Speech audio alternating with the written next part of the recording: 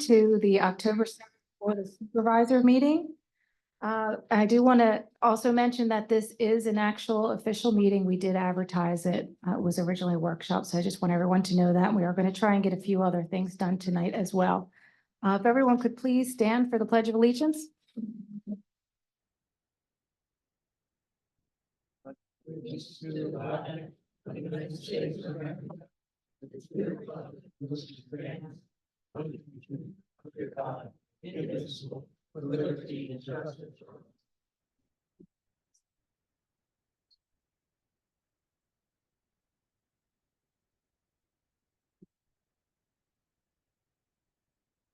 Okay, and it looks like we're missing one of our board meetings members. Do you want to ask about that first? at the Why don't top I here? do that?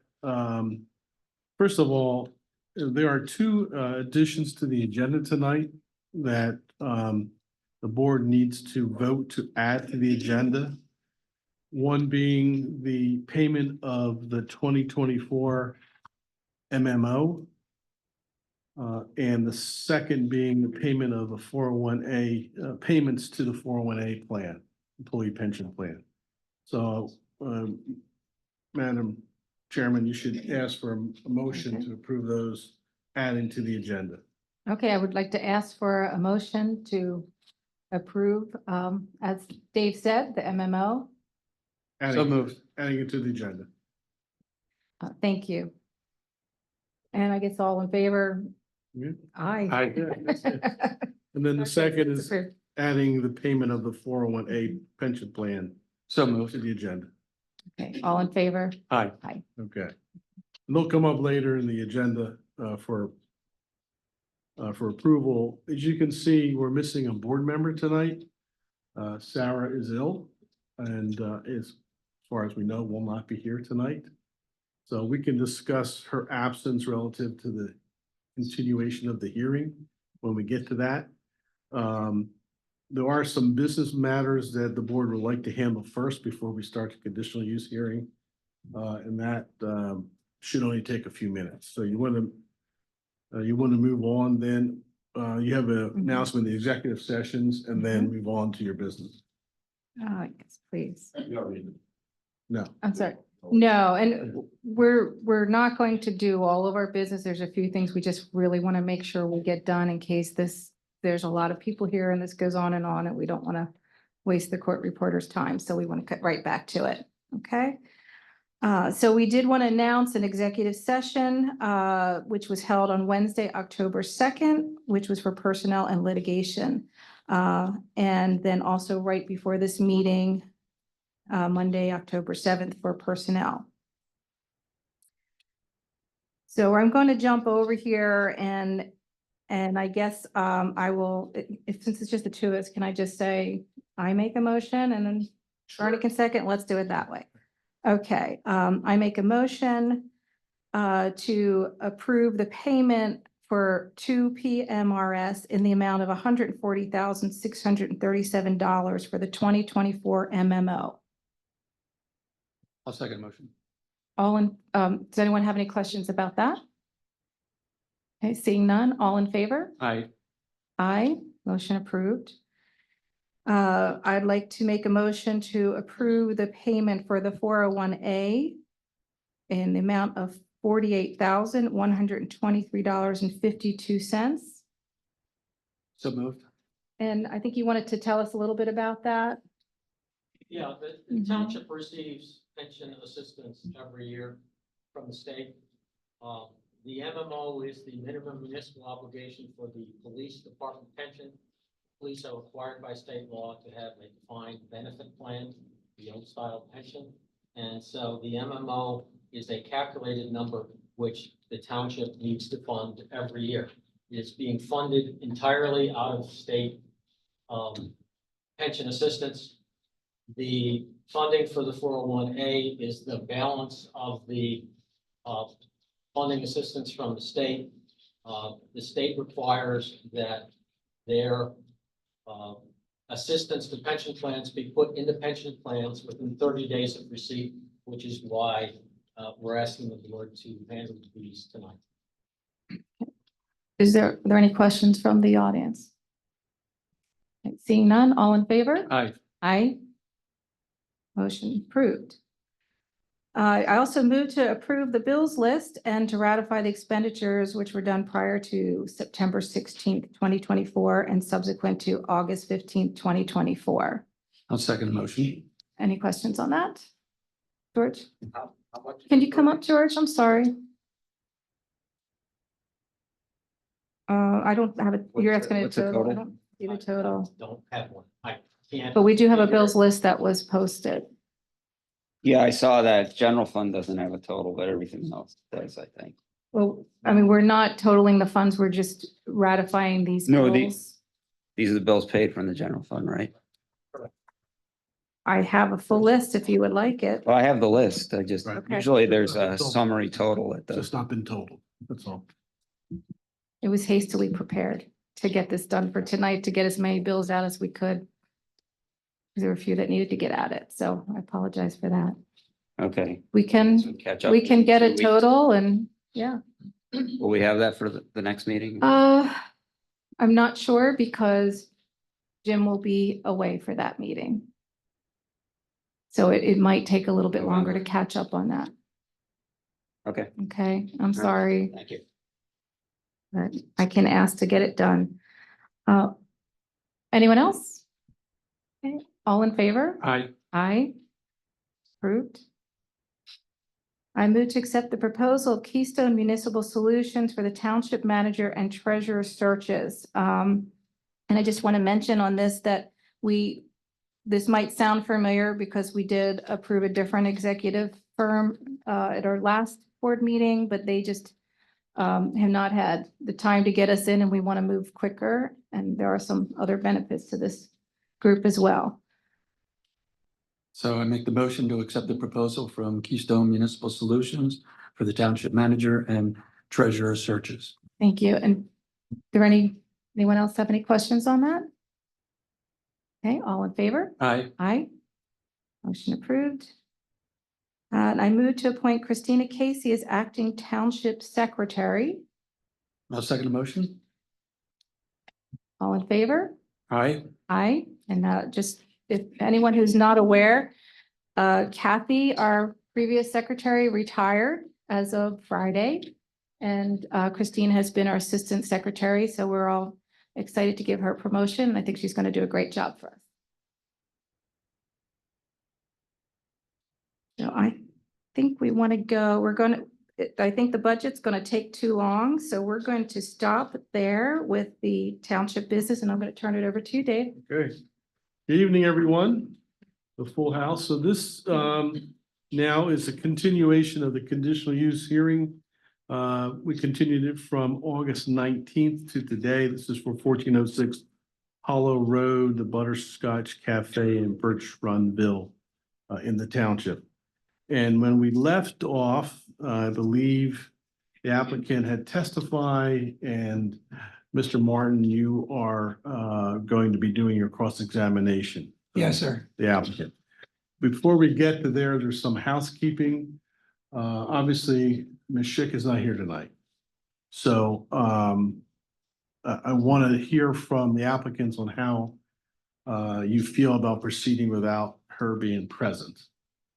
Is there an objection to that? She obviously can read the transcript from tonight prior to any decision to be made by the board at a future meeting. And if there is no objection, I would presume that we would continue tonight. But I'd like to see if anyone, either side has any objection to proceeding in this way. I have no objection. We're here. There's a lot of people that came out tonight to be heard, and I would like to proceed. Ms. Anthony? I'd object to this. I mean, it's a very important hearing to your township. Right. I think it deserves the full weight of having all three supervisors here. It's a formal proceeding. I don't think that when someone reads a transcript, they can get the full weight and impact as they would by being present at the hearing. Right. So I'd object and feel like we have a right to have all three supervisors here. Your Honor, again, I believe that there's no reason why we can't move forward. Ms. Schick can read the transcript. She can speak to her fellow commissioners about the proceedings. And if we need a further hearing for further follow-up that she could be at, we could do that. But I see no reason to keep all these people waiting and the expense to the township of having all these people here. So I would like to proceed. If I could just comment, when Ms. Schick was here before, she had several questions for all the witnesses that were here. So I'd like to afford her the opportunity to be able to ask questions at the hearing. I think that's important for the process. I have no objection to Ms. Schick reading the transcript, and if she has any further questions, to us scheduling a further hearing so that she can ask those questions. All right, let me, I want to speak to, Yeah. we're gonna go into exactly, we're gonna speak to, just go in the back.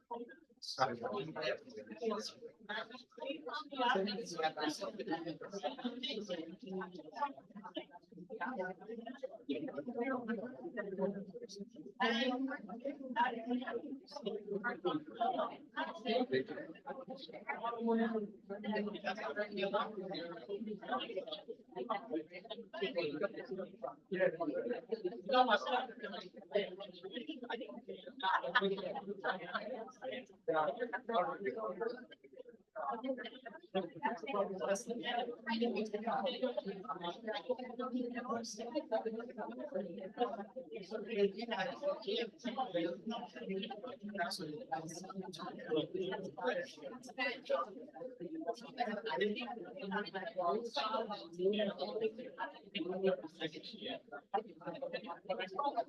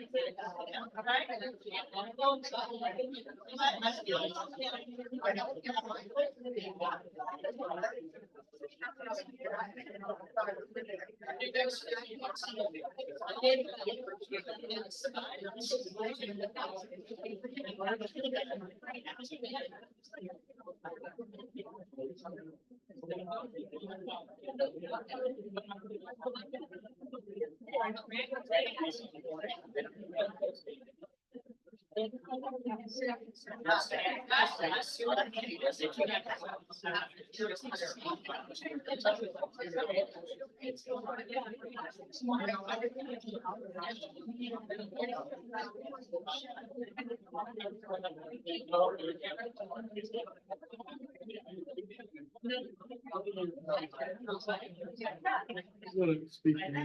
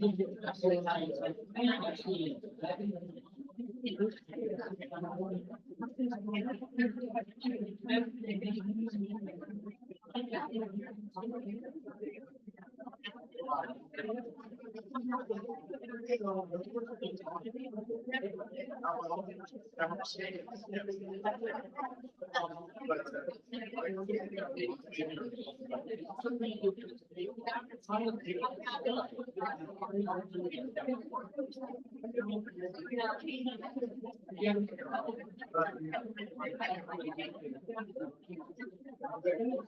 Okay.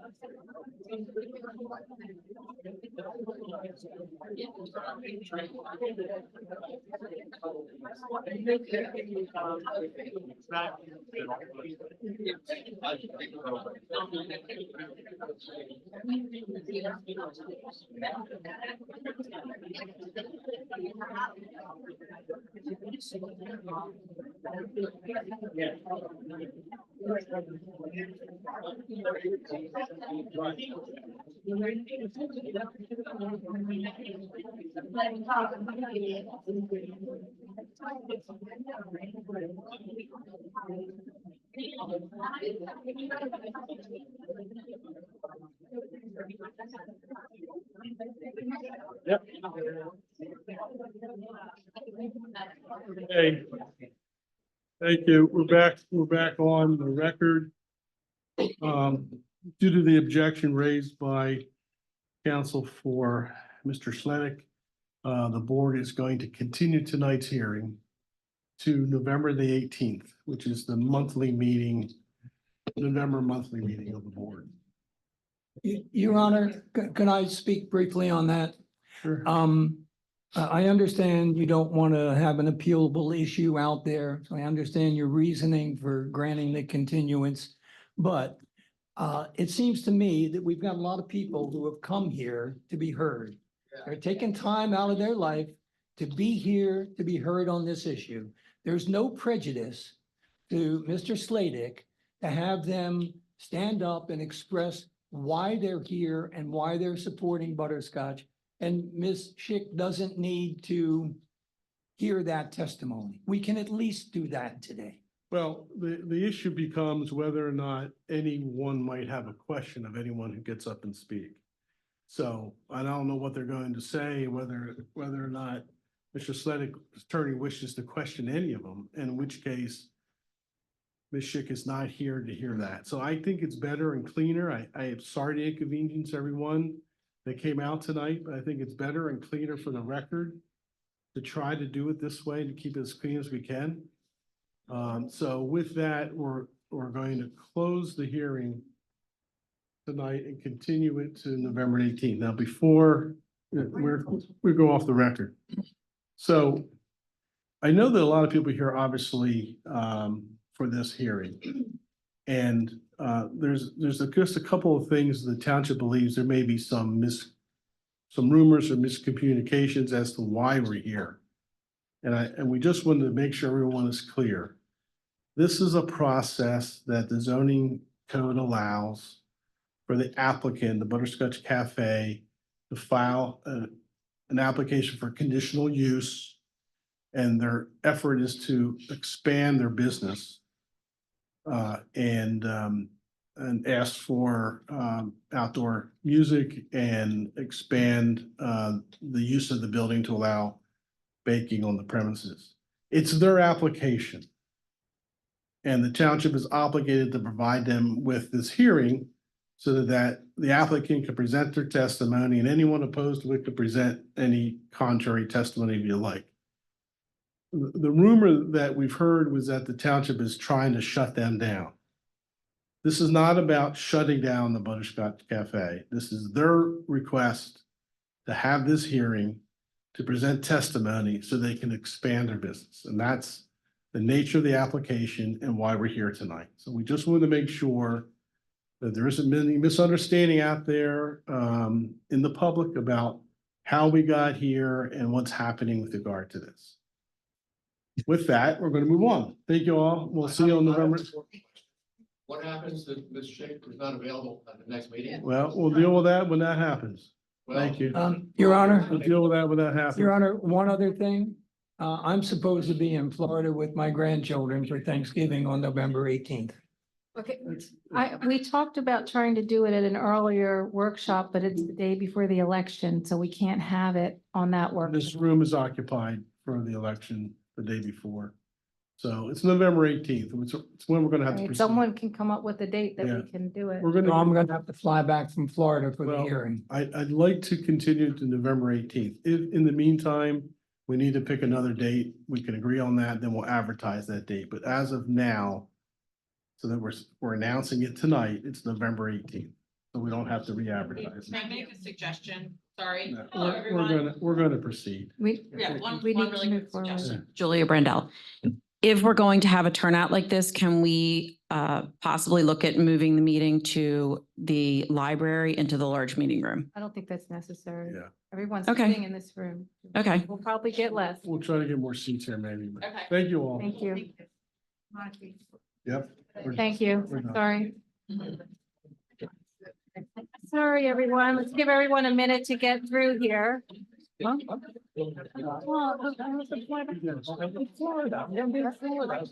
a month ago. I don't know. If anyone would like to stay to talk about the budget or the ambulance is giving a presentation, we would hope you would stay.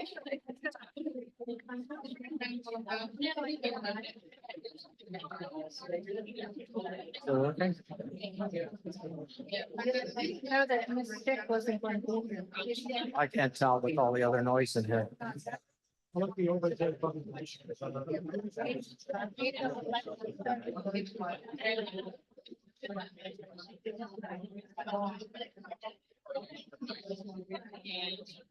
Yeah. Sorry about that. Yep.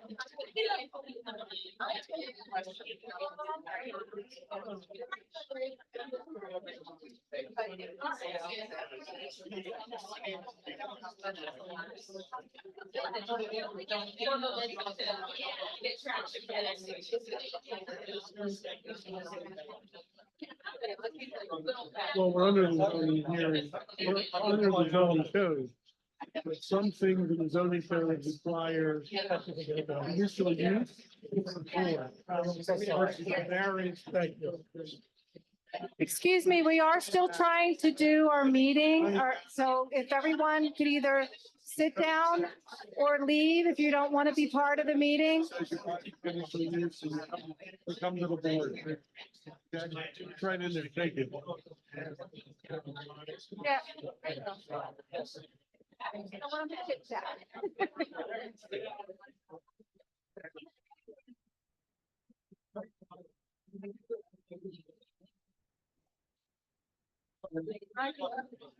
Turn the lights on. Hi, how are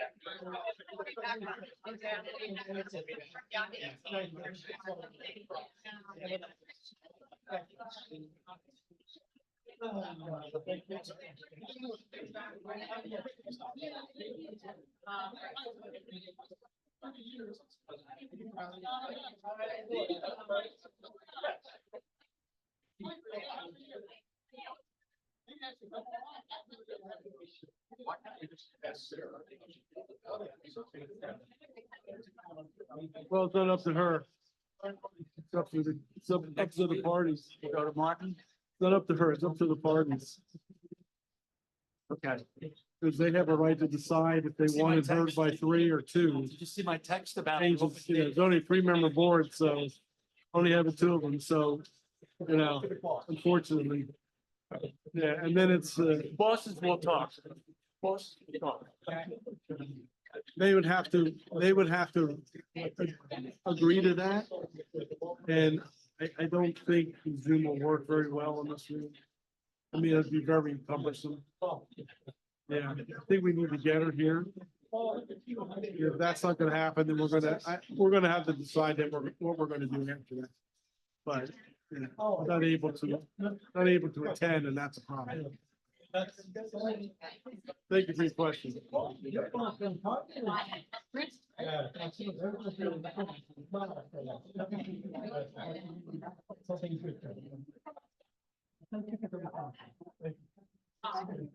Hey, Tommy, I forgot to ask you, you okay on November?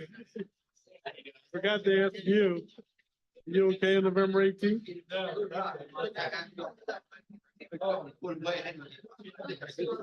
Okay. It's a long. I take. Yeah, it's a Monday, yeah, it's on Monday night. Okay, put it on your calendar, and if you got an issue, we'll get somebody else. Yeah. The Phillies should be done by then, so we're.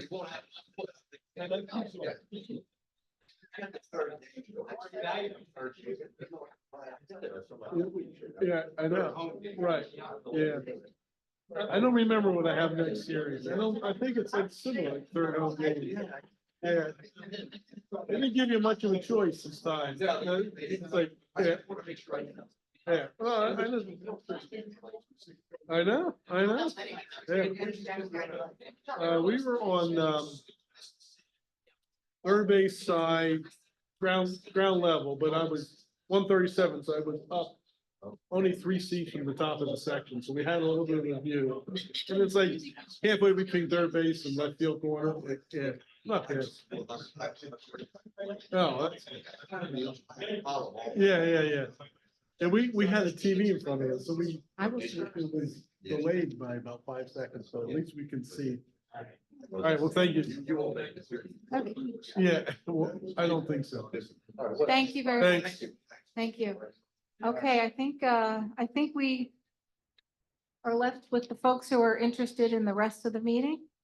All right, would you like to take a seat, and you're not just here for the butterscotch, and we're gonna get back to it. Okay, there you go. Okay. Ambulance. Yes. So we do have a presentation of the proposed township budget.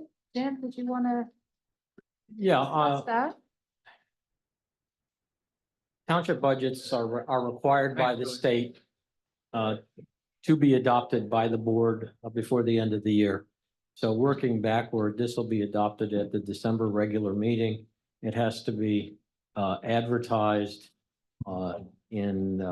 or authorized for advertisement and public inspection in November.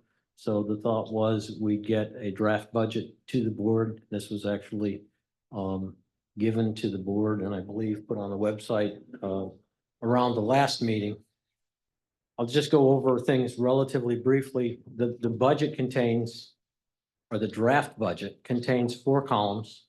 One is 2023 actual expenditures. One is the 2024 budget in QuickBooks. Third column is 8 months of actual expenditures in 2024. And then there's the 2025 proposed budget. When we actually advertise the budget and adopt the budget, the only thing that will be adopted is that final column. In terms of taxes, you'll see a slight increase in proposed taxes. We anticipate a slight increase in the earned income tax. But other than that, there's really not much change we expect in taxes. We don't anticipate any additional borrowing.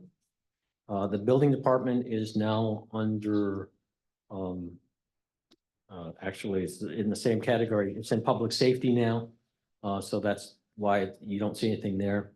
Liquid fuels is in its own separate category. There's a sheet that's been attached, which is what I'll call the fund budgets, so that there are various funds like ARPA, capital equipment, capital reserve, capital roadway, liquid fuels and open space, which have their own budget, but they're basically one-liners because it's there's a carry forward, there's revenues, there's expenditures, and a carry forward into next year. And speaking of carry forwards, that's at the very top of the budget page. And what you see is that's what was either in or anticipated to be in the general fund as of January 1st of all those various dates. And that's important because we're on a cash basis. So one of the things we need to know at the start of the year is how much is going to be in the general fund. And the next question is how much is going to be in the general fund at the end of the year.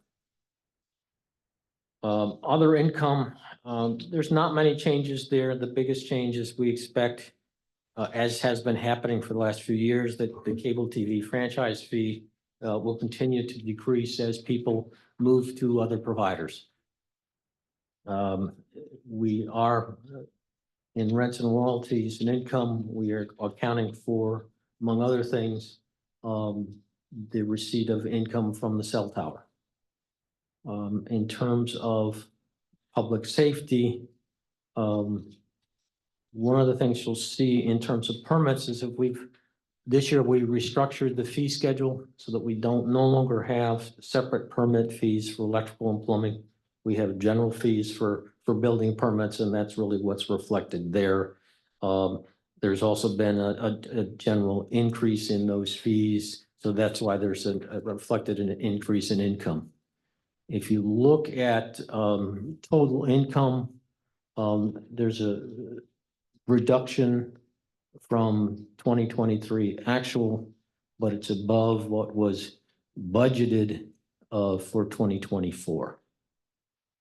In terms of expenditures, the miscellaneous expenditures, that's actually the 401A expenditure that we talked about earlier tonight. We obviously are going to pay the benefits for, I hope, a new manager at some point in time. In terms of financial administration, you're all, I think, fairly well aware that there were issues with the auditing.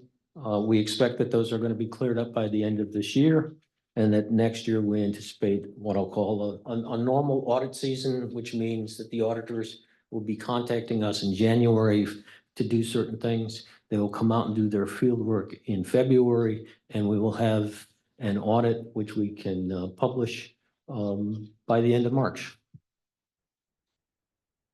In terms of the Board of Supervisors, there'll be a little change in that because I believe that Bernie's salary has increased. Right. Because, and then, Doesn't that have to wait till the next elections? yeah, I think it does have. Yeah, sorry, Bernie, you can't have it. So what? No, I looked into that. You Yeah. can't get it until you're reelected. So you stand for election, yeah. Once you stay at the same salary Can't vote for yourself the in. entire 6 years. Yeah. If you're reelected, you get the bump up. But I just was reelected. So then you get the bump up. But Increase in after- Population. Well, you get the Was bump up that higher. provided in the old statute. There's just a new statute that was signed. You don't get that bump up, but you get the old bump up. Oh, okay. You already got that. You got the up to 2,500 a year. Yep. So enjoy your extra couple $100, Bernie. All right. You're still buying drinks. All right, exactly. General government buildings and plants, there's not a lot of differences between prior years and prior budgets. Community development, the board needs to consider funding for various township committees. Various committees have asked for certain things. There's a couple things which have been put in here, but there's obviously a number of township committees that are missing. In addition, this is where you'd see contributions to certain of third parties. So I'm looking for some guidance from the board with respect to items under community development. In terms of culture and recreation, I believe these numbers are going to increase because of obtaining certain things for our ever increasing parks. So we'll see some increase in these proposed numbers. They're actually fairly low as the numbers go. The largest one in there would be $10,000 for improvements. In terms of data processing, that's an old term. We now have computers, we have a website, we have a copier lease. So those are the type of things that are involved here. In the minor capital equipment, we need to, on a regular basis, replace some of our computers and other equipment. So we are budgeting to be able to do that on a regular basis. One of the big changes you'll see is in debt service, and there's a couple of reasons for that. One is the way this budget is structured. in the past, the borrowing that the township pays interest and principal on was partially for the general fund, but mostly for open space. And so what happened was, there's an allocation, and what this budget does is it allocates revenue and expenditures to open space, so it's not in the general fund budget, it's in the open space budget. The other thing that happened was that the township refinanced its borrowings, and it did so at interest rates that are between 0.5% and 1.5%. So that there's been a significant reduction in the interest paid by the township, and that is reflected in the debt service that the township will be paying. In terms of engineering services, the expectation next year is that there will continue to be a reduction in the cost of engineering services. That's in part because, at least as of right now, we have had very little activity in terms of new subdivisions and land development. And that is the primary driver of much of the cost of engineering. And the way this budget works, unlike some other budgets that I've seen, is that this is a total engineering number, and some applicants will in fact reimburse the township for engineering expenses. That is reflected in income. I know that some budgets reflected, we had negative numbers in budgets, and that drives me a little crazy because I don't understand a negative number in a budget. They have to be a full number. So you see that there. I'm not proposing any miscellaneous expenditures. Other government administration, this is pretty much a catch-all. It's higher than in prior years, mostly because of insurance-related expenses. We are seeing significant increases in workers' comp. We also pay the workers' comp for the fire company, and we're seeing increases generally in the cost of insurance. And considering what's happening in Florida later this week, it would surprise me if we don't again see even further increases in the cost of insurance. But hopefully, we'll know what those numbers are later this year. Code enforcement,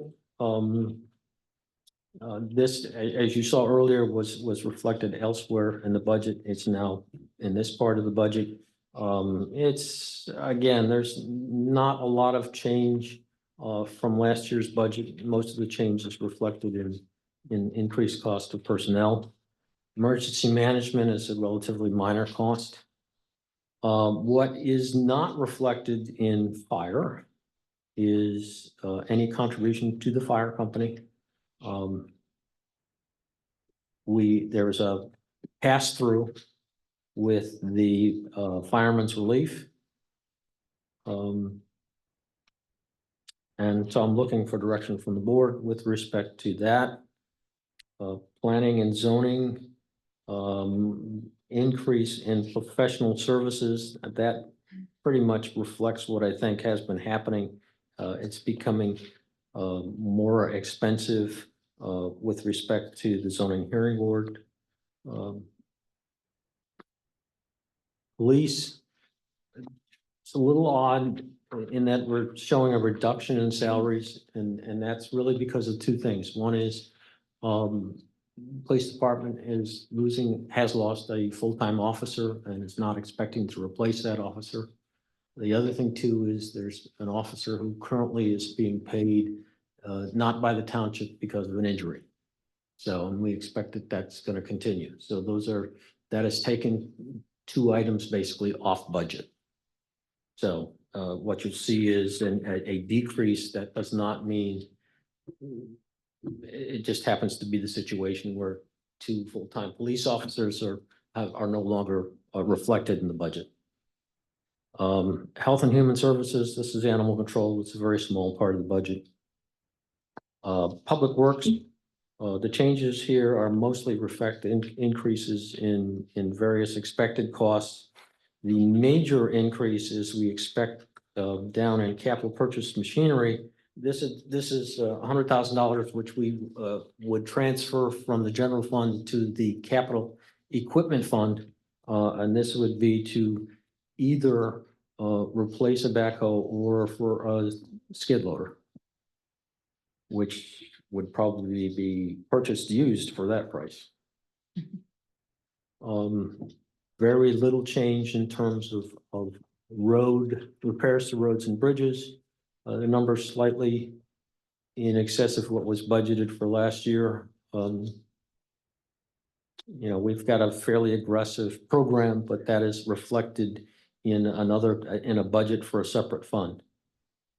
Traffic control drive license is unchanged. Winter maintenance is essentially unchanged. Hopefully, we will see a savings if this coming winter is the same as last winter. Secretary clerk, this was done before Kathy retired, but I think I would like to keep this the way it is because you just, you know, this is. In terms of solicitors costs, the proposed budget is exactly the same as last year. Tax collection shows a minor increase, and that would actually reflect, since we pay a percentage to the people who collect the earned income taxes, since we're proposing a slight increase in earned income taxes, we're seeing a slightly additional cost for tax collection. Treasurer, we're looking to hire a part-time treasurer, so this number reflects a part-time treasurer. Insurance and casualty, you'll see it's very significant increased costs of insurance. And one of the aberrations that you'll see in the budget for 2024 is it double counted healthcare, because healthcare was previously in that budget was in every department. So I'm not sure why they put an additional number in insurance. That number should be zero, and the budget for 2025 reflects healthcare costs in each department's budget. So it's reflected in police, it's reflected in public works, it's reflected in the code, it's reflected in the secretary, it's reflected in the manager. So, but that is a big nut. It is approaching $500,000 a year. I don't propose any unclassified expenses. The bottom line is, without further expenses, we're looking at a little of, I'll call it, it's not really a surplus, but I'll call it a surplus of around $200,000. That would be used to increase, absent any changes, would be used to increase the carry forward to 2026. Next page, and I'm not sure that everybody has this, it's the change in the various accounts. So the ARPA, which is federal funds for COVID relief passed through the state, we're required to use all those funds by the end of the year. So that's why everything is getting zeroed out. Capital equipment, $100,000 is going to go in that to the general fund, which will allow for $150,000 in purchases next year. Capital reserve is essentially unchanged, other than you'll see additional interest. Capital roadway, we do have a program where we're spending close to $1 million a year to bring roads and bridges up to spec. The only income we're reflecting in that is interest. Liquid fuels, we get the projected revenues for next year from the state are $259,950. The state tells us that we just got notice from the state as to what they're going to be for next year. So we'll see that. We also do get interest on that account.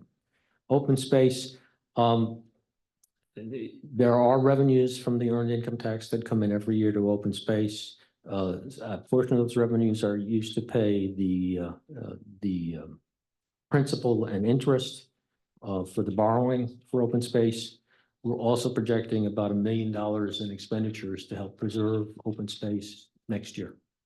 I'm the chair of the Open Space Committee, and I think that's a reasonable number to assume. Maybe higher, maybe lower, but I think that's, at this point in time, that's a reasonable number. I'm willing to, if I can, answer any questions, but really tonight was just to make a presentation to you and to the board as to the draft of the budget. The other thing that you may see is a number of these categories on this list may disappear. I'm always, I like having more as opposed to fewer categories because I'd like when we make an expenditure to be specific in terms of what an expenditure is. I do not like putting expenditures into miscellaneous. And like, you know, if there's a particular expenditure, I want to know what it's for. And I think that's just good bookkeeping. I have a question. You want me to copper? Sure. Could you just explain, you mentioned something about changing the expenditures and revenues and how you do the accounting with open space for next year? Yeah, open space open space is a separate account. Right. And it reflects its own revenues and expenditures. And so in the past, and the way this budget was set up, and this template, open space was reflected being paid out of the general fund. It's not. So what I've done is all the expenditures from any fund other than general fund are considered separately. Okay. All right. Well, I mean, that's And I think that more makes sense. natural. That makes sense, and I think that's easier for people to, so liquid fuels is no longer reflected in the Yeah, general yeah. fund. Equipment purchases, the reserve account, nothing. Yeah, that makes sense. I didn't understand what it was. Okay, The other question is, so we're anticipating 2 less on the police force for 25. correct. Okay. And that's what I got from. For the calendar year. Yeah, that's what I got from chief, yes. Okay. Thank you. Anyone else, Carl? Just a couple of quick questions. So next year, I think if everybody can hear me, I don't want to blast them with the microphone, but it happens a lot. The paving that we did this year, as in the past, we would do a tar and chip the next year or two over that, which has always made me kind of crazy because we have a nice smooth surface and then we ruin it with tar and chip, which makes a mess environmentally, tears the tires up faster. When you think about that, where do all the tires go? In the stream eventually. So the methodology is put a layer on now. It delays the wear of the road over time. It increases the life of the road. I think the data on that's a little skewed. I don't think it's quite right. The expense for that would be a lot. So if we could forestall that. The townships had a habit for years of giving money to outside groups, French Pig, Green Valleys, and so on, which I've always questioned the legality of that. It's taking taxpayer funds and making unrestricted contributions to general funds of groups. I think that's patently illegal. I really sincerely believe that. So, but if we're contemplating an increase in taxes, and taxes are a percentage. So whatever the values of the ground are, it floats with everything else.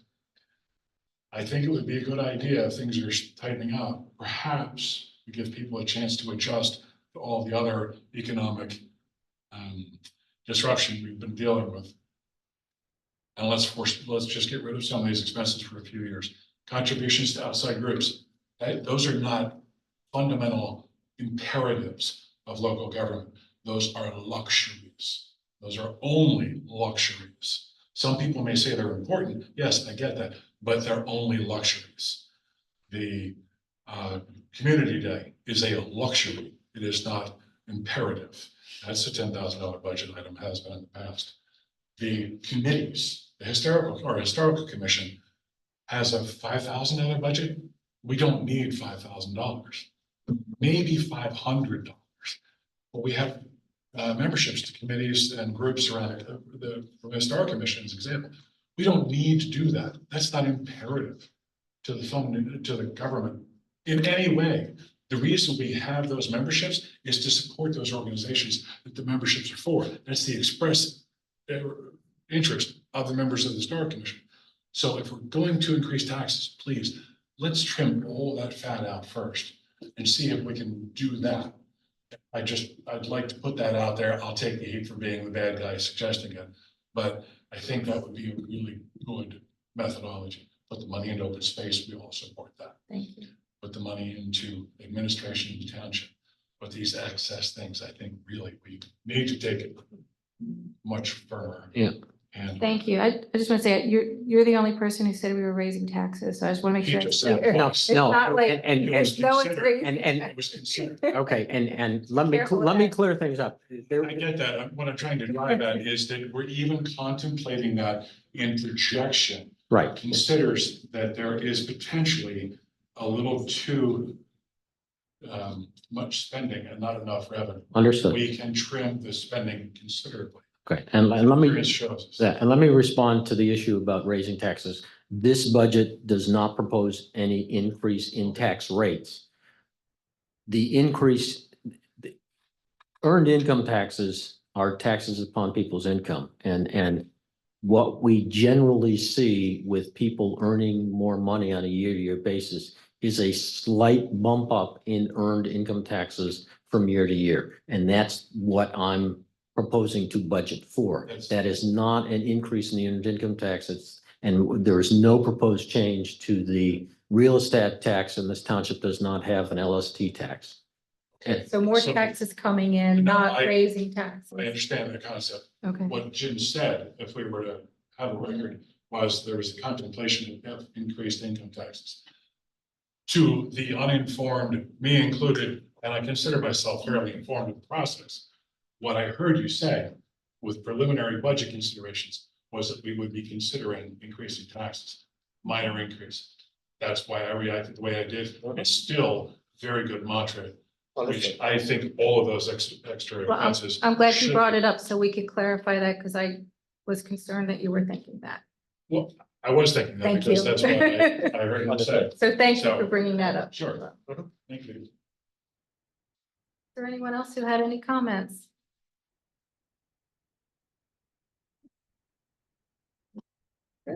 Okay. All right, thank you. I think we're going to move on finally to Euclid Ambulance is here to speak with us tonight.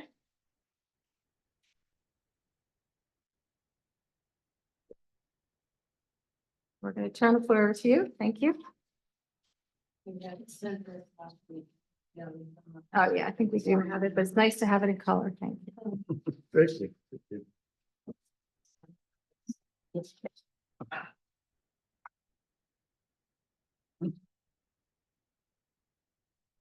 Really hate having my back to people. Since you are Is there doing a a way to, presentation, like- if you want to just turn that, I think Yeah. it's okay. Just be careful with the wire. Well, then I have my back to these people. I can actually see you on the video camera. Okay, Imagine we can all hear you. It's not a very large room. it's a lot less people now. too. Yeah, I'm sorry you lost the audience, but I don't think a lot of them were our residents anyway. That's okay. So anyway, thank you for giving us some time on your agenda this evening. My name is Kathy Kazone. I'm the Executive Director at Euclid Ambulance Corps. And with me is Jason Brooks, our Chief of Operations. So we have a presentation for you to talk about 2023, 2024, and where we're headed. Our mission and vision since 1975, 1974, depending on which document you read, hasn't changed. Our primary mission is to respond to 911 calls and make sure that we're addressing the health needs of the communities that we serve. In addition to that, however, we have a number of other programs. So our motto is that we are a community partner that is more than 911.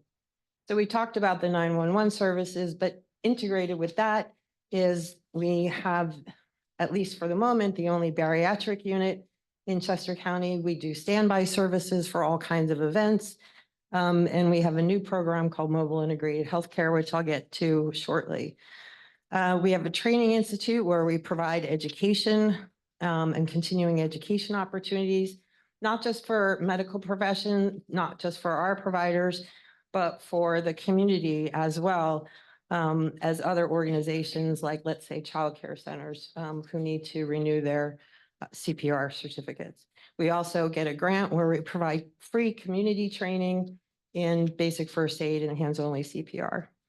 We have a youth program. It is probably the largest in our general region.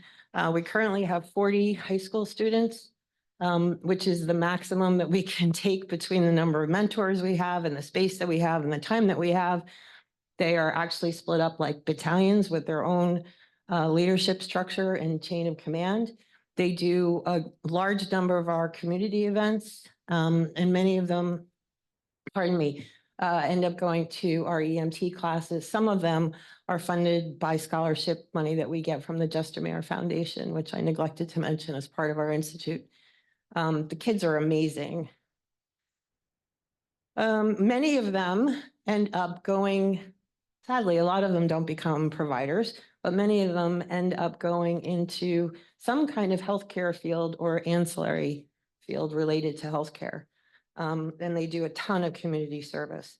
And then, as I mentioned, workforce development using our Juster Mayer grant to educate new EMS professionals, as well as provide opportunities for our own providers to advance their certifications from EMTs to AEMTs and paramedics.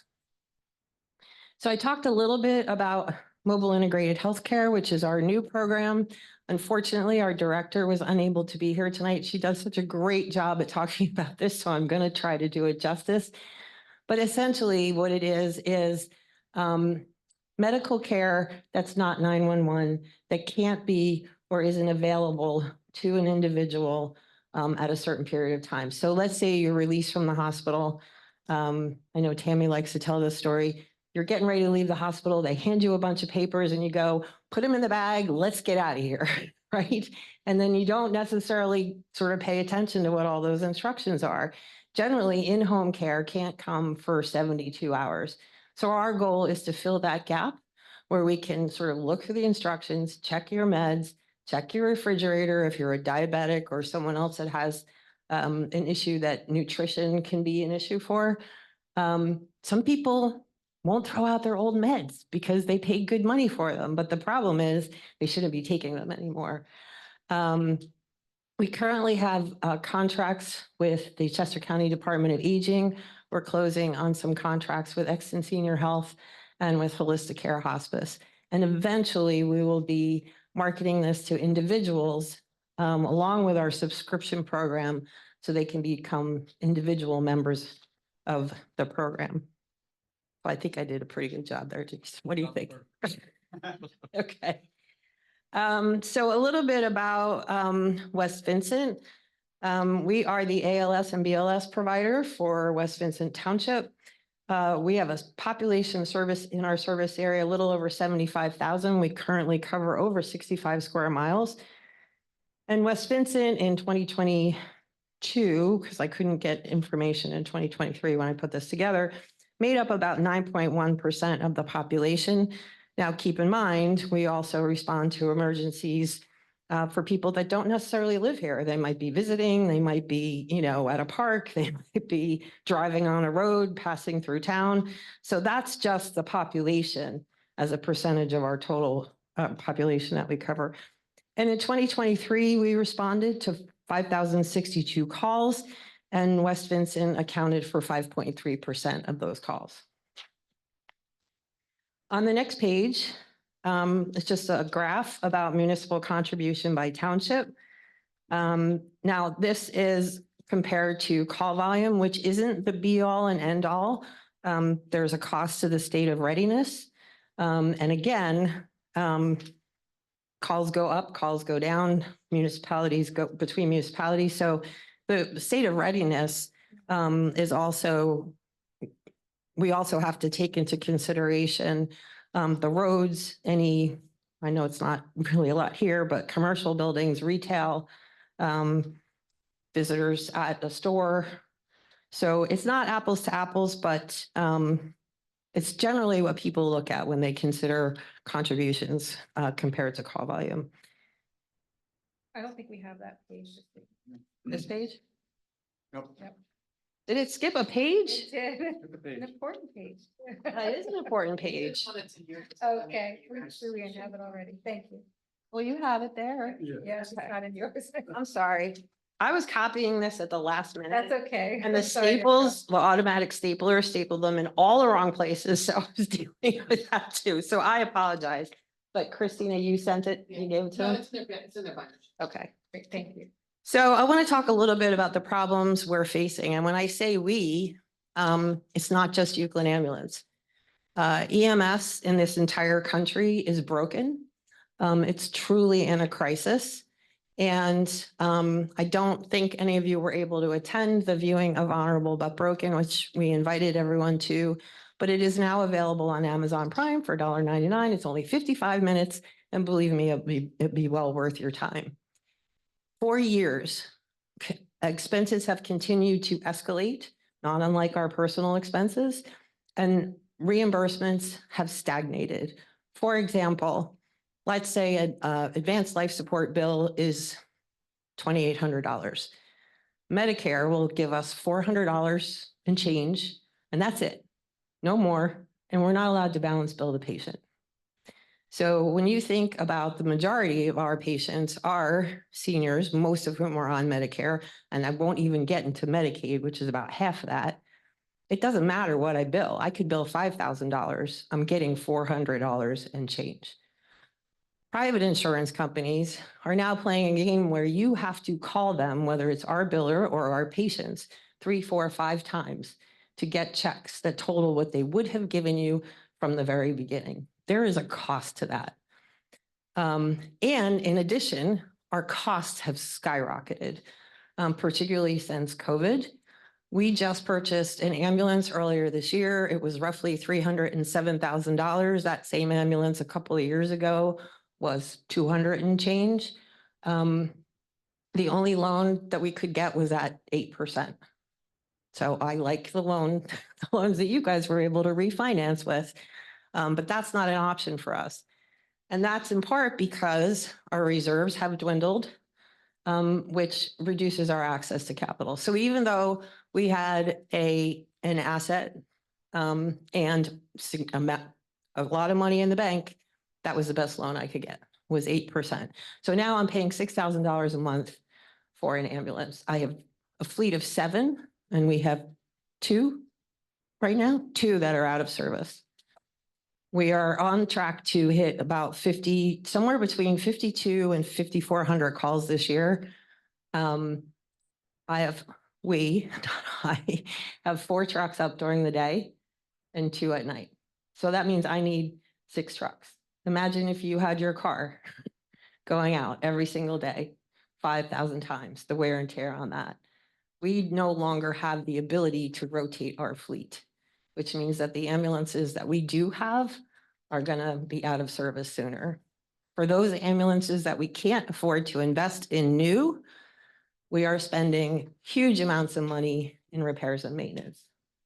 So much so that the one ambulance out of the 2 is probably going to go to the graveyard of ambulances somewhere if we can't sell it for parts. But it's about 17 years old, so I don't even know if we can sell it for parts. And we have an aging infrastructure. Our building was built in 1974, 1975. I think the last major, it was an addition that was like in 2008. Other than that, it has barely had any work on it. In the storm that passed in July, we had a giant tree limb. Unfortunately, didn't come through the building, just put a giant hole in the roof. It would have been better for us if it had come through the whole building. We had suffered significant water damage, and we have suffered water damage before for a whole host of reasons. Most of it was covered by insurance, some of it was not. And we now have the money pit because every time we try to fix something, we dig something up and we find out we have to fix something else. So we had to have our entire drainage system fixed. While they were trying to fix the drainage system, they discovered that the pipes from the oil tanks were over the drainage system. And so in order to continue to fix the drainage system, we now have to have the pipes from the oil tank moved. And we can't find anyone who wants to do it. Anybody here know how to move those pipes? Because we'll take.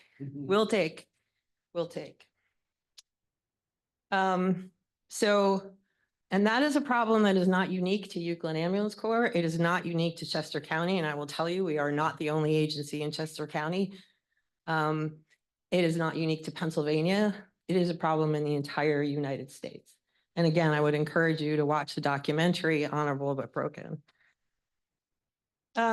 So on the next page just talks a little bit about where our revenue comes from. The majority of it is billing. Then we have subscriptions and donations, municipal contributions followed by grants, and then training and some other random contributions or donations. So speaking of the capital that I was talking about before, the investments that I was talking about before, in the next 5 years, and I will tell you this number is already old. I put this chart together in the summer.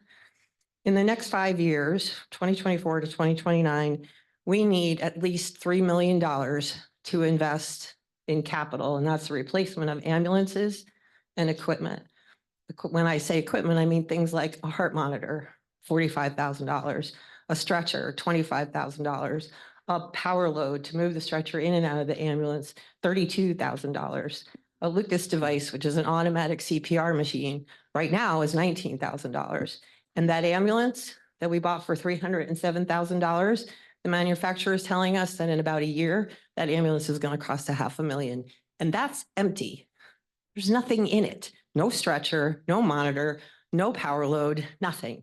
It's a box and a chassis, $500,000. In addition, we really need to do something with our building. And right now we're estimating that that could cost as much as $3 million. So in the next 5 years, we're looking at capital needs of about $6 million.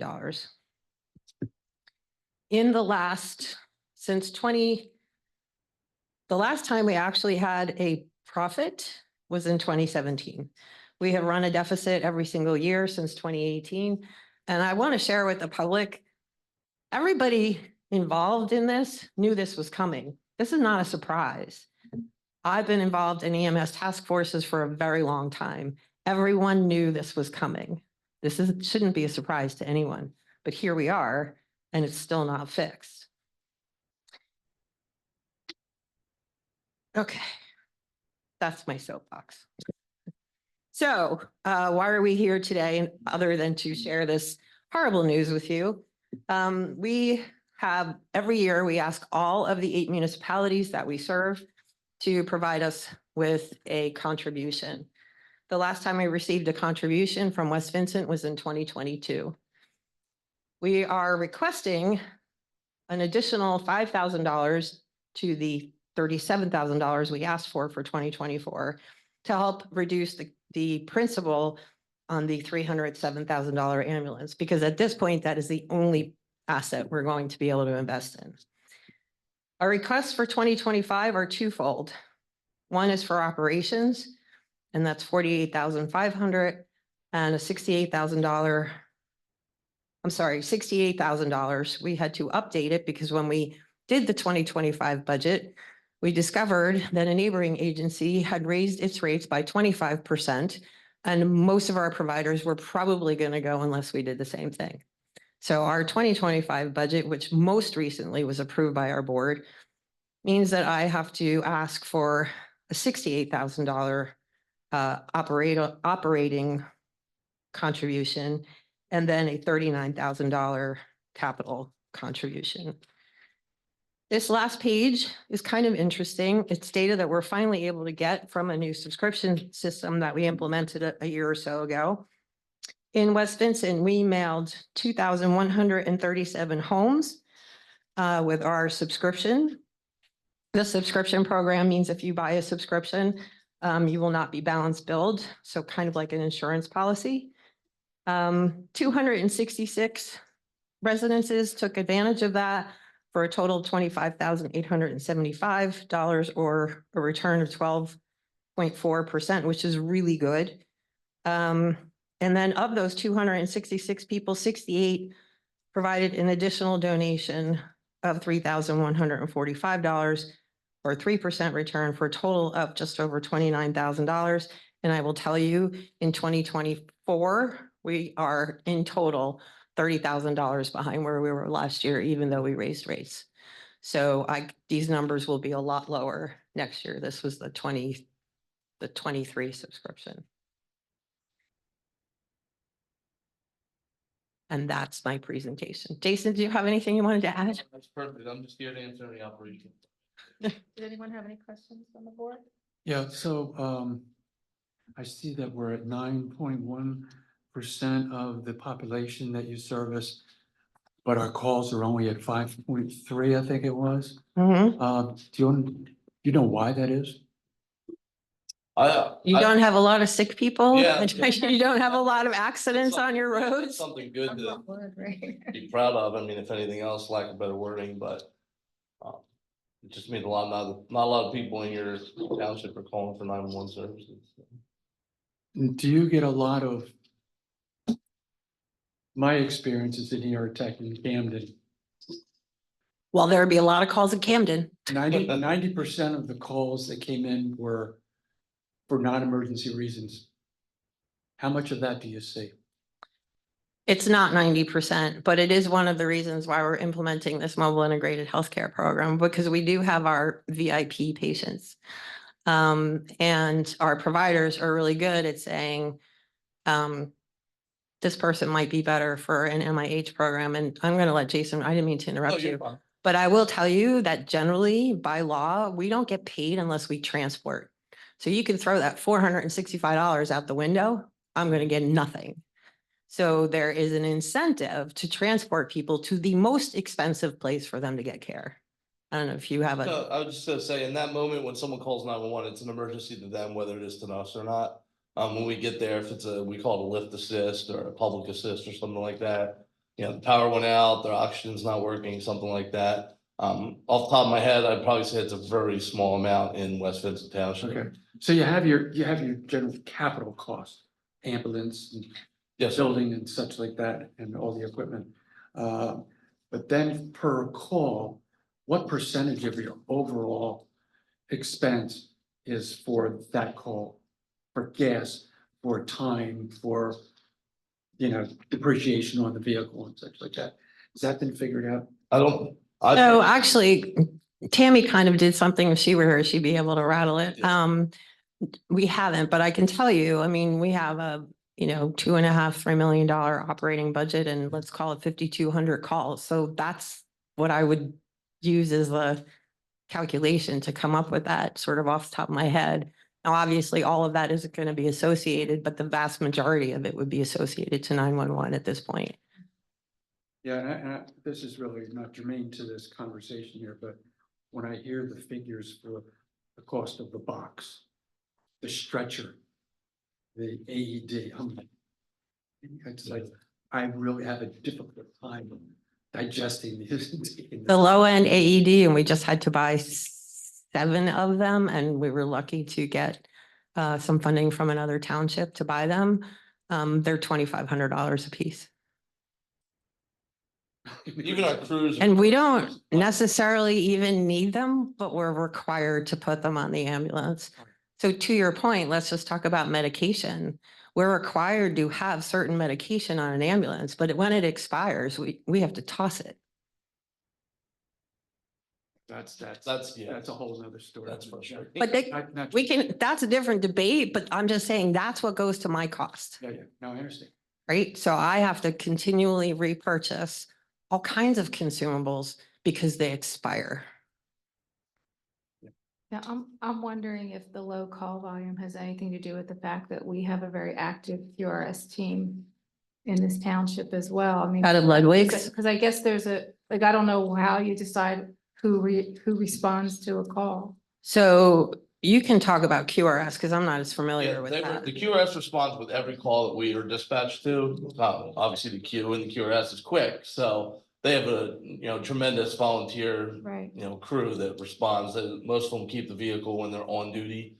They keep the vehicle with them so they can respond even faster. They don't have to go to the station to pick it up.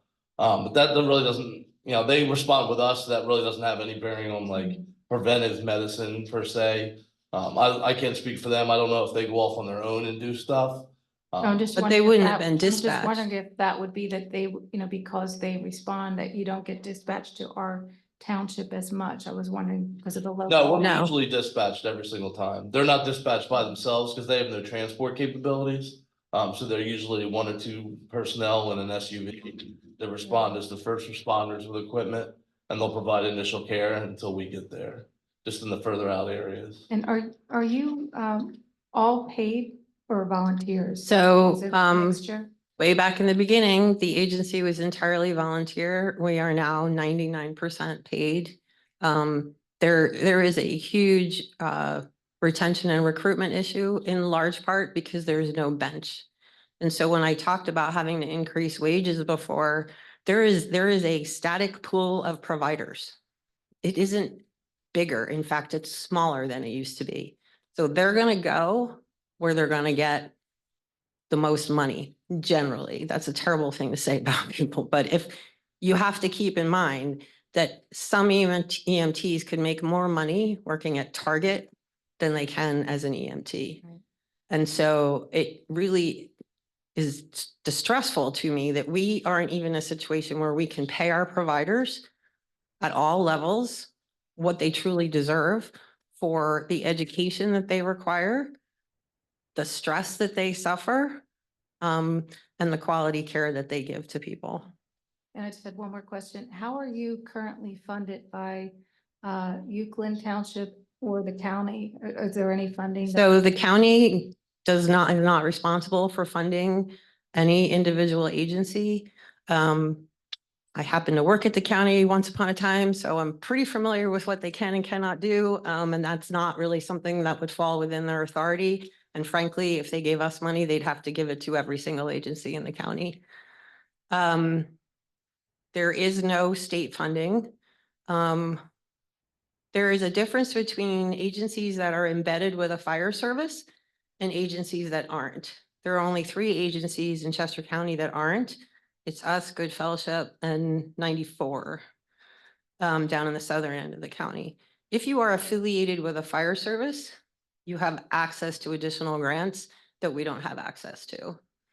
That's a whole big long story, and it has to do with the evolution of EMS and blah, blah, blah. So the state could change that, but that hasn't happened. We get very generous contributions from all of our other townships, and I think you can see from that chart, almost all of them, particularly Upper Euclid, which is, the other side, are very generous. Thank you. Did that It answer- looks did like I miss Carl had a something? question here. I don't Yes, sir. remember, how much of West Vincent your core covers? Is it the whole township? Yeah, it's whole township. Okay. And what do we have budgeted to give them? Anything? It's not in this It's not in budget there. yet. Okay. Life safety, priority Mhm. above all others. Yeah.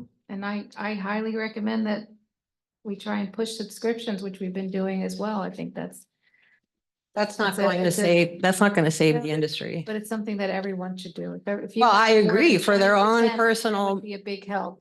but it's not going to save the industry. We have a revenue problem. And we're not going to make it up in subscriptions when they're, the average is $75 between the, family plus and senior individual. That's not how this industry is going to survive. I need $6 million just to invest in capital in the next 5 years. That doesn't count my existing deficit, which is about $200,000 a year now. Well, we're all very glad and appreciative when you're there for us. So I think we need to solve this problem, certainly. Just one more quick question. So, I think about your expenditures, your costs. Now, the building, that's $3 million for a building. That I can wrap my head around. But when I hear the price of just the chassis alone, Chassis alone, the last time we bought one was 180. They're telling us next time, if we can even get one, they'll be 280,000. what is the cause of this skyrocketing cost and? It's some of it's supply chain, some of it's demand. So there were a truckload of chassis manufactured. Is this late 22 or early 23? Right around there. Something like that. and they are distributed by priority, while the federal government got all of them. So that whatever they had in for orders with the different manufacturers, the chassis we bought, we ended up getting an international chassis because we couldn't even get a domestic chassis. And we're lucky because we have a bay that it can fit in. There are some companies that don't have a bay that an international chassis will even fit in. So by the time you can get a chassis, it's going to cost you almost as much as an ambulance, and you can only re-chassis a box 3 times. Okay, thank you. Box, patient compartment. We're learning so much. Thank you. Does anyone else have a question? Could we do something on our website and our public facing side about funding for life safety, like the ambulance corps? Didn't you just have something up? I thought I saw something on the Facebook or about Euclid. No, Put it on the front page. We have so many things that we Sure. clutter our website with, but that, if it could just be, even for a period of time. And if you want, I you think can reach, donations is the way to go. you can reach into your circular file and pull out your subscription letter. My comment earlier about all the other things that we spend money on, this would be a better place to put that, at least in the short term, to help them get back on their footing. I've always thought it made more sense to do that than contributions to other things. Well, we certainly want to do all we can to help promote you. Okay. And raise awareness.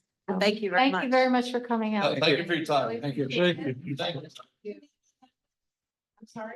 It's called honorable but broken.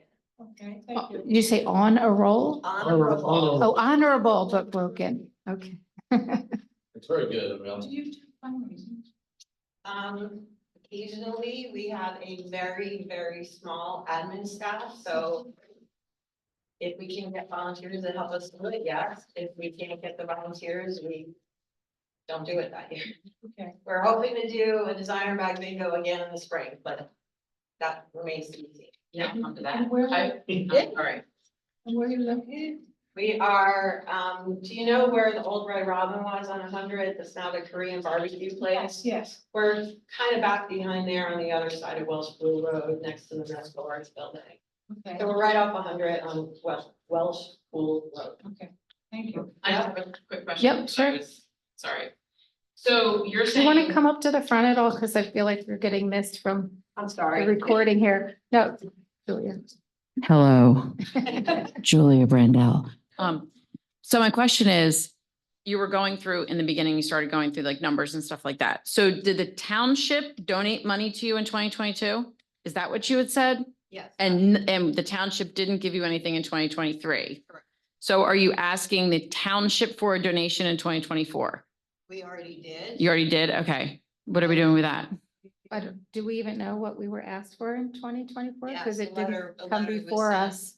Because obviously raising money like the subscriptions and everything, but it sounds like what they're asking for is for another donation from the township, and I didn't hear any talk of that up here at all. Do we have? Am I record right? of that?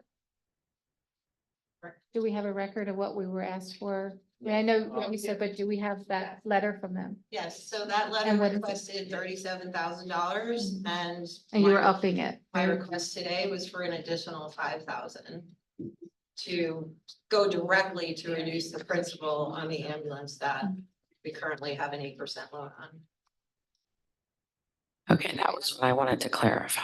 And then your ask for 2025 was different It as was well. combined, it was the 68 and the, what, 38, is that what the bottom number is? Yes, 100 Those last two numbers. 107.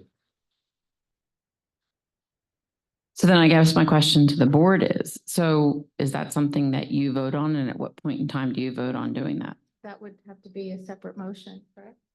It would have to be at another meeting, but. Okay, all right, okay, that's my question. Okay, thank you. Thank you very much for coming out tonight. thank you. Thank you. Thank you for your time. Are there any general comments? I have one. Okay. Always quick, right? Done. Just on the treasurer's thing and the bookkeeping thing, I mean, Jim's obviously busy and we're gonna get a treasurer. But now Kathy was doing some of the bookkeeping, right? And she's gone. Are you doing that now? Jim is absorbed. Yeah, so at what point does it make sense? I mean, it's gonna take a while to get a treasurer probably, right? Wanna respond to that? You had your call today? Yeah, we are working with, an agency. Yeah, I saw And- that. Well, and it's more than just to find some money. We're looking for, what I'll call interim help. Okay, that So was we're where I looking- was we're going. looking- We're looking at accounting firms which have people who are familiar with both QuickBooks and municipal financing and municipal expenditures. And we're looking to get short-term assistance. Yeah, I mean, the minutia of, figuring out how to do the report, somebody's a QuickBook expert. Should be able to do that immediately, even if it's a short-term thing. All right, thank you. I'm Thank really glad you. that Jim's back help here, getting us back to where it's Mhm. understandable. It was a wreck for so long. It's really gonna be. He's working Really? hard. We appreciate it. Ken, did you have a question?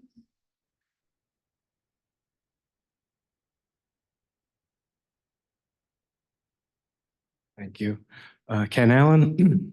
I come up here as representative of chair with the Traffic Safety Committee. I do want to give a quick clarification, though. I'm going to put on my Parks and Rec cap for just a second to say, in response to something that was stated earlier, Community Day, the Fall Fest we had in 2023, the budget was $10,000. But through exhibitors and sponsors, we recouped probably 70% of that. So the number is actually substantially less than that for our expenditure. And of course, the community building that occurs is, you can't put a price tag on that. But I wanted to just state really quickly really for you, Bernie. Bernie's our liaison for traffic safety, and we're now entering our final meeting of this year.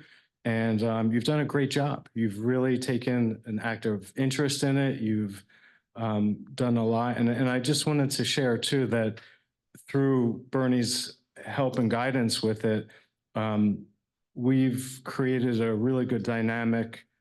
I think a lot more than most townships within Chester County with PennDOT. And so the work that you see out here on St. Matthews Road, we had some patching that happened recently. We've had a lot of patching throughout the course of the year because the road's in terrible condition. But also PennDOT had initially slated a complete repaving from Flint Road up to Houndstooth for 2025. And if I'm not mistaken, in great part because of your connection with them and with traffic safety, working with them as well. We've got an amazing pipeline to them. I believe that they're going to do the whole road now up until 401.